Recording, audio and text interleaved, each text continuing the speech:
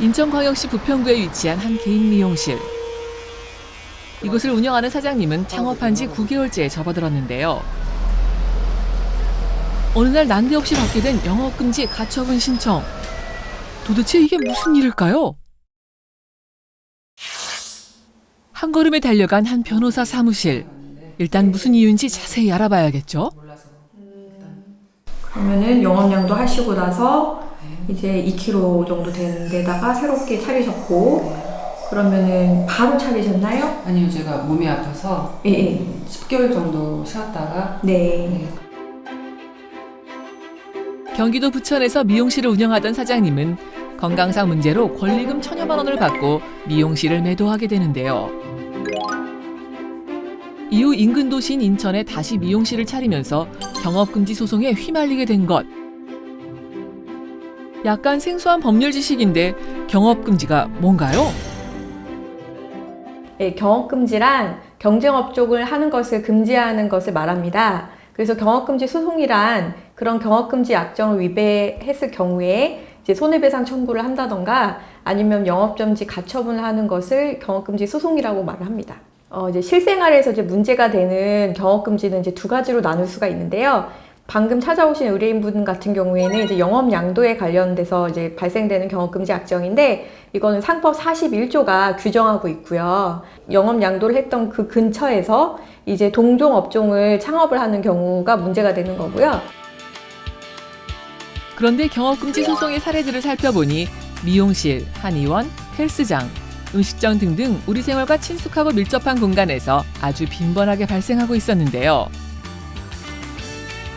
잘잘못을 단번에 따질 수 있을 것 같지만 경업금지 관련 소송은 상당히 까다롭고 힘들다고 합니다. 일단은 경업금지 그 소송이 뭐가 힘드냐면요. 일단 가처분이 걸리게 되면 영업을 하지 말라는 거거든요.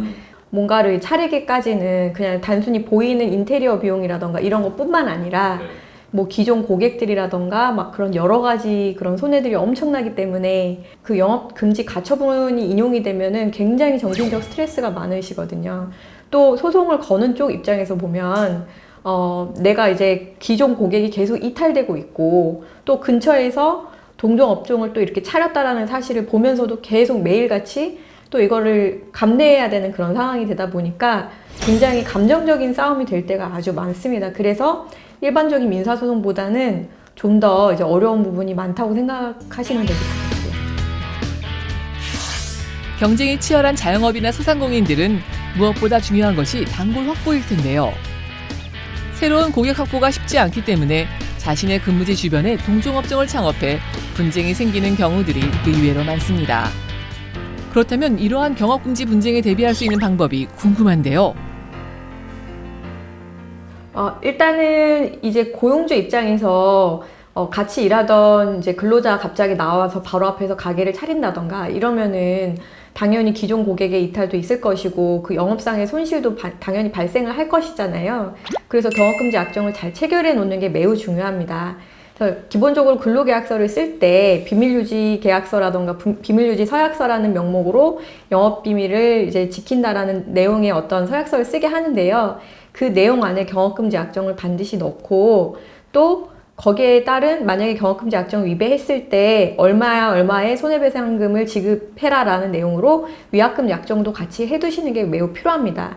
왜냐하면 그렇게 하지 않으면은 나중에 이제 그 손해가 발생했다라는 걸 원고가 증명을 해야 되는데 그걸 굉장히 증명하기가 굉장히 어렵거든요. 뭐 매출의 감소라던가 기존 고객의 이탈은 있지만 그거를 돈으로 환산하는 건 매우 어려운 일이기 때문에 위약금 약정을 반드시 하시는 게 중요하고요.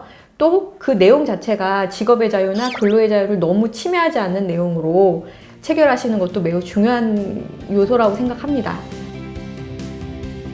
최근엔 경업금지 소송에 있어 직업의 자유, 근로의 자유를 보장하는 취지의 판시를 많이 한다고 하는데요. 상반된 입장과 다양한 상황들이 있기 때문에 경업금지에 대한 올바른 이해가 필수라고 하겠습니다.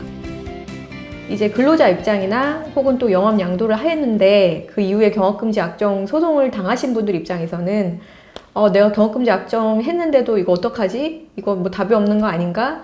그러면 이 돈 내고 그냥 끝내면 되지 않을까라는 식의 자포자기 하시는 분들도 많이 계시는데 사안에 따라서는 경업금지약 정도 무효가 될 수 있고 또 손해배상금 자체가 과다하거나 해서 우리가 얼마든지 감경 주장을 할 수도 있고 또 소송으로 들어가면은 조정을 통해서 합의금을 정하는 경우도 있으니까 일단은 전문 변호사의 상담을 받아보시는 게 매우 중요한 일이라고 생각합니다. 예기치 못했던 위기의 순간, 꿈을 키워냈던 공간을 되찾은 것이 인생의 큰 전환점이 되었다는 의뢰인. 알아두면 득이 될 유용한 법률 지식 경업금지 소송. 여러분들도 꼭 기억하세요.